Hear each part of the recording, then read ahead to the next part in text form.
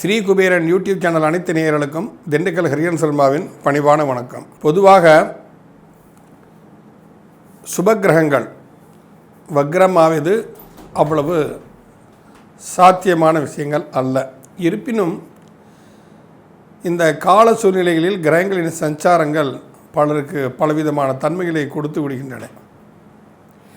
இதில் தற்பொழுது 4/9/2023 முதல் 31/12/2023 வரை குரு பகவான் வக்ரகதியில் மேஷ ராசியில் ராகுவோடு சேர்ந்து சஞ்சரித்து கொண்டிருக்கிறார். இன்னும் கொஞ்ச நாளில் ராகு பயிற்சியை பெறுவார். இருந்தாலும் குரு வக்ரகதியில் சஞ்சரிக்கக்கூடிய இந்த காலகட்டம் வக்ரகதியில் சஞ்சரித்து கொண்டிருக்கிற சனி பகவானின் பார்வையும் பெறுவதால் 12 ராசிகளுக்கும் எது போன்ற நிகழ்வுகளை நடக்கும் என்பதை பற்றி நாம் இந்த பதிவில் முழுமையாக காணலாம். ஏன்னா 2 குரு அப்படின்னு எடுத்துக்கிட்டால் குரு பூர்வ புண்ணிய காரகன், சனி இந்த ஜென்ம கர்ம காரகன். எதை செய்தா என்று சொல்பவன் குரு பகவான், என்ன செய்ய வேண்டும் என்று சொல்பவன் சனி பகவான். எதை செய்தாயோ அது நம் கையில் இல்லை, அது நடந்து முடிந்த கதை, அதை நம்மால் ஒன்றும் செய்ய இயலாது. ஆனால் இனி நாம் என்ன செய்ய வேண்டும், எப்படி இருக்க வேண்டும், எதை செய்தால் நம் வாழ்வில் முன்னேற்றம் அடைய முடியும் என்பதை எடுத்து உரைப்பது சனி பகவானின் கையில் இருக்கிறது. அந்த வகையில் இந்த 2 கிரகங்களின் வக்ரத்தன்மைக்கு ஏற்ப 12 ராசிகளுக்கும் எது போன்ற விளைவுகள் நடக்கும் என்பதை நாம் வரக்கூடிய பதிவுகளில் காண்போம். சிம்மராசி நேயர்களே, உங்கள் ராசிக்கு பூர்வ புண்ணிய ஸ்தானாதிபதியும் அஷ்டமாதிபதியுமாக குரு பாக்கியஸ்தானத்தில் உட்கார்ந்துருக்கார். பொதுவாகவே சிம்ம ராசி 9ஆம் இடத்தை நம்ம பாதகஸ்தானம் சொல்லுவோம். சிம்ம ராசிக்கு 9ஆம் இடம் அது பாதகஸ்தானம். கும்பராசிக்கு அதே மாதிரி தான் பாதகஸ்தானமாக வரும் 9ஆம் இடம். அப்போது பாதகஸ்தானத்தில் பூர்வ புண்ணிய ஸ்தானாதிபதி உட்கார்ந்துருக்காரு நம்ம எடுத்துக்கலாம் இப்போதைக்கு. அப்போ 9ல் குரு உட்கார்ந்துருந்தால் ஓடி ஓடி உழைப்பவன் என்ற ஒரு தன்மை உண்டு. எதுலேயுமே ஒரு வேகத்தை காட்ட ஒரு இடத்துல சும்மா இருக்க மாட்டாப்புல. சும்மா இருந்தால் என்னையா எவையா உட்காந்து சும்மா உட்காந்தா காசு தருமா அப்படின்னு சொல்லக்கூடிய ஆட்களில் இது 9ஆம் இடத்து சொல்ல நம்ம குருவை. அதே சமயத்தில் அந்த தந்தை ஸ்தானமும் அதுதான், அது சமயத்தில் பாதகஸ்தானமும் அதுதான். அப்போ என்ன, நீ என்ன தான் ஓடி உழைச்சாலும் சரி அதில் பிரச்சனைகள் வரும் என்று எடுத்துக்கலாமா, இல்லை பெற்ற தந்தை நமக்கு பாதகமான செயல்களை செய்கிறார் என்று எடுத்துக்கலாமா? ரெண்டுமே கூடாது. என்ன இருந்தாலும் நம்மளை பெற்ற அப்பா. இப்போ அண்ணன் தம்பி 2 பேர் இருக்கிறாங்க. அப்படிங்கும்போது அண்ணன் நல்லா வெல் செட்டிலாக இருக்கிறான், சம்பாதிக்கிறான், எல்லாம் செய்கிறாரு. தம்பி கொஞ்சம் சொனங்கியிருக்கான், தம்பி சிம்ம ராசி அப்படின்னு எடுத்துக்கிட்டால் அப்பா சொத்தை புறம் பெரிய பையனுக்கு கொடுத்துருவார் அப்படிங்கிற ஒரு தோற்றங்கள்லாம் உருவாகும். சின்ன பையன் மேலே அதிக அக்கறை எடுத்துக்கொள்ள மாட்டாருன்னு இதெல்லாம் சகஜம். இது நம்மளோட பூர்வ புண்ணிய பலத்தை பொறுத்து. ஏன்னா 5ஆம் அதிபதி 8ஆம் அதிபதியாக வருவான். 2 லக்கணத்துக்கு அந்த மாதிரி வரும். ஒன்று கும்ப லக்கணத்துக்கும் கும்பராசிக்கும், இன்னொன்று சிம்மராசிக்கும் அந்த மாதிரி தன்மைகள் வரும். அப்போ 5ஆம் அதிபதி 8ஆம் அதிபதியாக வருவதால் அந்த குரு 9ஆம் இடத்துல போய் பாதகஸ்தானத்தில் போய் உட்கார்ந்துருக்கிறார். அப்படின்னா குழந்தைகள் ரீதியாகவும் நீங்கள் எச்சரிக்கையாக கண்டிப்பாக இருக்கணும். குழந்தைகள் உங்களுக்கு அகைன்ஸ்டாக செயல்படக்கூடிய சாத்தியக்கூறுகள் இருக்கின்றன. திருமண வயது குழந்தைகள் நம்ம குடும்பத்திற்கு சம்மந்தப்படாமல் அதனுடன் நேசம் கொண்டு காதல் விவகாரங்களில் சிக்குவதற்குண்டான சாத்தியக்கூறுகளும் நிறைய இருக்கின்றன. அது கண்டிப்பாக பெண் வகையில் கொஞ்சம் எச்சரிக்கையாக இருக்கணும். ஏன்னா ஆசை காட்டினா அவங்க அடுத்த நிமிஷமே நம்ம குடும்பத்தோடு இவங்க தான் சூப்பராக நமக்கு இருப்பார் அப்படிங்கிற ஒரு எண்ணங்கள்லாம் அந்த பிள்ளைகளுக்கு தோணும், குழந்தைகளுக்கு தோணும். இது உங்கள் ஜாதக தோஷம், குழந்தைகள் மேலே தோஷத்தை நம்ம சொல்ல முடியாது. அப்போ என்ன அப்படின்னு சொன்னால், நம்ம தந்தை ஒன்று சொல்கிறார் அப்படின்னு சொன்னால் சரிப்பான்ட்டு போயிடணும் தவிர அவருக்கு எதிர்த்து நம்ம பேசக்கூடாது. ஏன்னா தாய் தந்தை தான் நமக்கு எல்லாமே. அப்போ சுகஸ்தானாதிபதியும் பாக்கியாதிபதியுமாகிய செவ்வாய் தான் இவங்களுக்கு பாதகாதிபதியாக வர்றார். அப்போ சகோதர வகையில் ஒற்றுமையின்மை கண்டிப்பாக இருக்கும் உங்களுக்கு. இதெல்லாம் இந்த குரு பயிற்சி ஆற வரைக்கும் ஒரு டெம்பரவரி சொல்யூஷன் தான் இதெல்லாம் அப்போ சகோதர காரகணம் உங்களுக்கு பாதகாதிபதியாக போகிறது சரியில்லை. 4ஆம் இடம் சொல்லும்போது தாய் தந்தைகளே உங்களுக்கு எதிர்மறையாக செயல்படுவதற்கு சாத்தியக்கூறுகள் நிறையவே இருக்கின்றன. அதுக்காக அவங்க நம்ம தூற்றக்கூடாது. என்ன செஞ்சார் எங்கள் அம்மா எனக்கு என்ன செஞ்சிச்சு, இதெல்லாம் நம்ம கேட்டக்கூடாது. அப்போ அது எப்படி பிரதிபலிக்கும் அப்படின்னு சொன்னால், உங்கள் மனையால் துணையால், நீங்கள் ஆணாக இருந்தால் கணவர், பெண்ணாக இருந்தால் பணிக்கணும், பெண்ணாக இருந்தால் கணவர், ஆணாக இருந்தால் மனைவி, இவர்களின் மூலம்தான் அது பிரதிபலிக்கும். ஏன்னா அவங்க உங்கள் தாய் தந்தைகளுக்கு பிடிக்காமல் போகலாம், அவர்கள் செயல்பாடுகள்லாம் ஏற்றுக்கொள்ளும்படியாக இருக்காமல் போகலாம். அதனால் மருமகன் மேலே ஒரு கோபம் வரும், அதனால் ஒரு மனஸ்தாபம் ஏற்படும். அப்போ நம்ம அப்பா கெட்டவர், நம்ம குடும்பத்தை நம்ம கல்யாணத்தை பண்ணி வச்சுட்டு நமக்கு நம்மளோட நிம்மதியாக இருக்க விட மாட்டேங்கிறாங்க, எண்ணங்கள்லாம் தோன்றக்கூடிய ஒரு காலகட்டம்னு சொல்லலாம் நம்ம சிம்மராசிக்கு ஏன்னா குரு வேறு உங்கள் ராசியை பார்க்குறாரு. இப்போ குரு இருப்பதை விட பார்ப்பதற்கு பலன் அதிகம். அப்போ அந்த வகையில் ஒரு கொஞ்சம் வக்ரத்தன்மையோடு இப்போ பார்ப்பதுன்னா நற்பலன்கள் குறைவாகத்தான் நம்ம செய்யும். சாதகமான சூழ்நிலை அமைவது சற்று சிம்மராசிக்கு சற்று கடினம் என்று கூட நாம் இந்த வக்ர குரு காலகட்டங்களில் நாம் கூறலாம். அதில் எதிலுமே பொறுமையை கடைப்பிடிப்பது மிகவும் சால சிறந்தது. ஏன்னா இந்த வக்ரகதிங்கிறது டெம்பரரி சொல்யூஷன். 31/12/2023 இந்த வக்ரத்தன்மை அதெல்லாம் முடிஞ்சிடும். அதுக்கப்புறம் நார்மலாகிடும். அப்புறம் நார்மலான பிறகு அது ராசியை பார்க்குறது நல்லது தான். இந்த வக்ரகதியில் இருக்கும் பொழுது பாசிட்டிவான நிகழ்வுகள் சற்று நிறுத்தப்படும், அவ்வளோதான். ஆனால் கெடுதலாக செய்யும் அர்த்தம் கிடையாது. பாசிட்டிவ் செய்ய வேண்டியது செய்யாத, பாசிட்டிவ் செய்ய வேண்டியது செய்யாமல் இருந்தாலே அது ஒரு நெகட்டிவ் தானே நமக்கு அதனால் நம்ம அதை யோசிக்கணும். உடல் ஆரோக்கியத்தில் அதிக முக்கியத்துவம் சிம்மராசிக்காரர்கள் கொடுக்க வேண்டும். அதே சமயத்தில் எல்லாமே நமக்கு சாதகம்னு நினச்சிக்கிட்டு தேவையில்லாத விஷயங்களுக்கு நம்ம சப்போர்ட் பண்ணிக்கிட்டு அதில் நம்ம ஒரு பின்னடைவை சந்திக்க வேண்டிய ஒரு காலகட்டம் என்றும் நாம் சொல்லலாம். ஏன்னா 9ஆம் இடத்துல ராகு இருக்கிறான். அப்போ ராகு 9ஆம் இடத்துல இருந்தான்னா பழிபாவத்திற்கு அஞ்சாதவர் என்று நாம் சொல்லலாம். எதுக்கு ஒரு அசட்டு துணிச்சல், அதனோட விளைவுகளை பற்றி விளைவுகளை பற்றி கவலைப்படுறான். இப்போ செய்யணும், செஞ்சுட்டேன், வந்ததை நான் அப்புறம் பார்த்துக்கிறேம்மா, ஒன்றும் பார்க்க முடியாது. கிரகங்களும் வேடிக்கை பார்க்கும், சொந்தக்காரங்களும் வேடிக்கை பார்ப்பாங்க, நீங்கள் சிரமப்பட்டுக்கிட்டு தான் இங்கே இருப்பீங்க. இந்த சிம்மராசிக்காரர்கள் ஒரு சற்று எச்சரிக்கையான ஒரு காலகட்டம் என்று நாம் சொன்னால் அவை மிகை ஆகாது. கொஞ்சம் அமைதியை கடைப்பிடிக்கணும். கண்டிப்பாக நீங்கள் கோபம் வரும், தாபம் வரும், ஆத்திரம் வரும், நமக்கு கீழே உள்ளவங்களாம் நம்மளை பேசுகிறாங்கன்னு ஒரு ஈகோ ஹர்ட் ஆகும். அப்போ நேரத்தில் நம்ம பொதுமையான இங்கே பொறுமையை நீங்கள் கண்டிப்பாக கடைப்பிடிக்க வேண்டும்.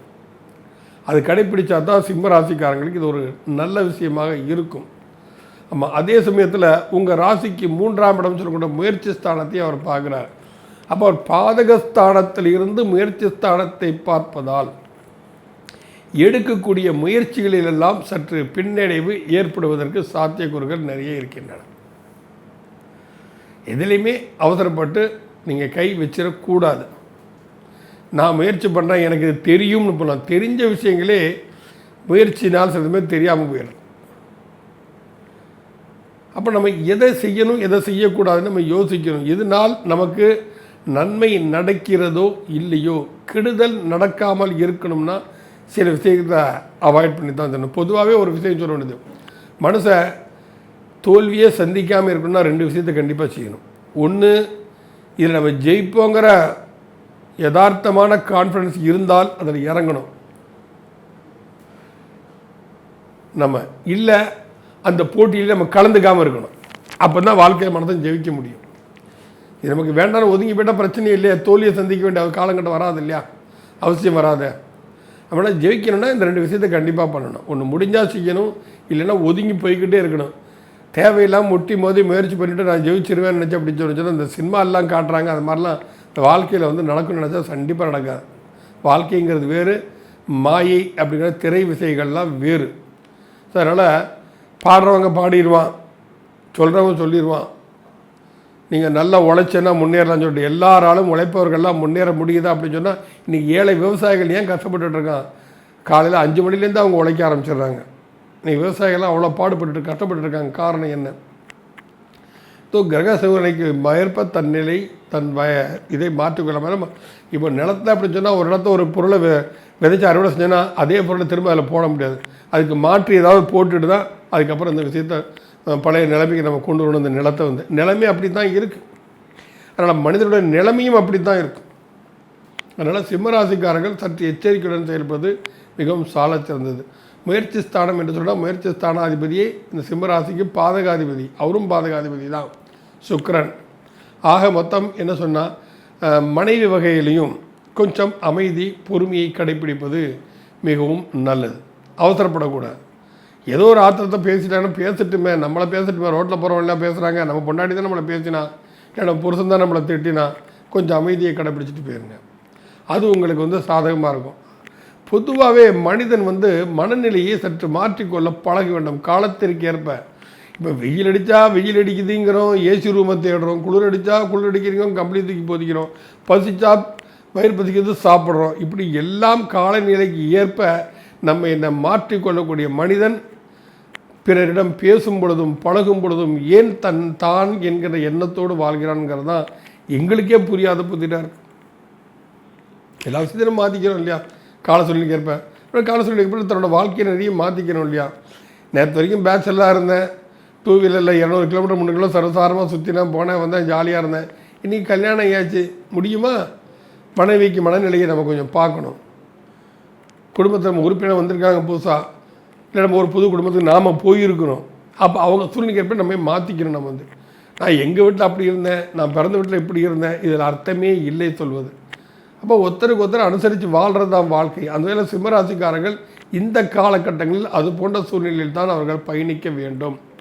அனுசரணை என்பது கண்டிப்பாக வேண்டும். தேவையில்லாத முயற்சிகளில் எருங்காமல் இருப்பது அவர்களுக்கு மிகவும் நல்ல விஷயம். அவங்க பூர்வ புண்ணியஸ்தானத்தையும் இந்த குரு பகவான் பார்க்குறாரு, 5ஆம் இடம். அப்போ குழந்தைகள் வகையிலையும் சில அவசர வேலைகள் செய்வதுக்குன்னா குழந்தைகள் செய்வதால் அதற்கு நம்ம சப்போர்ட் பண்ணக்கூடாது. செல்லம், ஓவர் செல்லம். அடப்போ நான் கஷ்டப்பட்டையா, என் பிள்ளை கஷ்டப்படக்கூடாது. பிள்ளை கஷ்டப்படணுமா வேண்டாமாங்கிறது நீங்கள் செய்கிற விஷயங்கள் அல்ல. அவருடைய பூர்வ புண்ணியம் ஒத்துழைக்க வேண்டும். ஆன்மீக நாட்டம் கண்டிப்பாக வேண்டும். இது போன்ற அமைப்பு இருந்தால்தான் குழந்தைகள் சீரும் சிறப்போடும் நல்ல வழியில் செல்வார்கள். அவருக்கு நம்ம தர்மத்தை சொல்லணும், குழந்தைகளுக்கு நம்ம தர்மத்தை சொல்லணும்.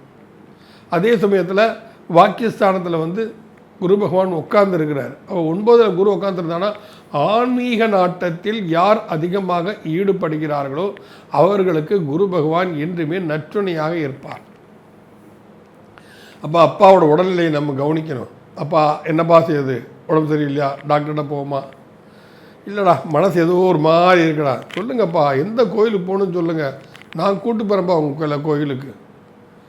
அப்போ ஆலயங்களுக்கு எடுத்து செல்லுங்கள், அவருக்கும் மன நிம்மதி ஏற்படும். அவர் சந்தோஷமாக இருப்பதை பார்த்து நீங்களும் சந்தோஷப்படலாம். பொதுவாகவே சிம்மராசிக்காரர்கள் நாம் பல சந்தர்ப்பங்களில் நம்ம இதே யூடியூப் சேனலில் சொல்லியிருக்கோம்.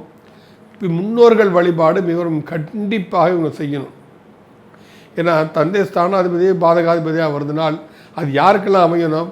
முற்பிறவியில் அப்பாவுக்கு நாம் கெடுதல் பண்ணியிருந்தாலோ, முன்னோர்களை கொண்டு முதியோர் இல்லத்தை சேர்த்த பெற்றோர்களை சேர்த்துருந்தாங்களோ, இல்லை தந்தையை மதிக்காமல் நடந்து கொண்டு இருந்திருந்தார்களோ, இவருக்கு எல்லாரும் தான் இந்த மாதிரி அமையும். இந்த லக்னமும் ராசியும், சிம்ம ராசி சிம்ம லக்னம், அதே மாதிரி கும்பராசி கும்ப லக்னமும் அதே மாதிரி தான் அமையும்.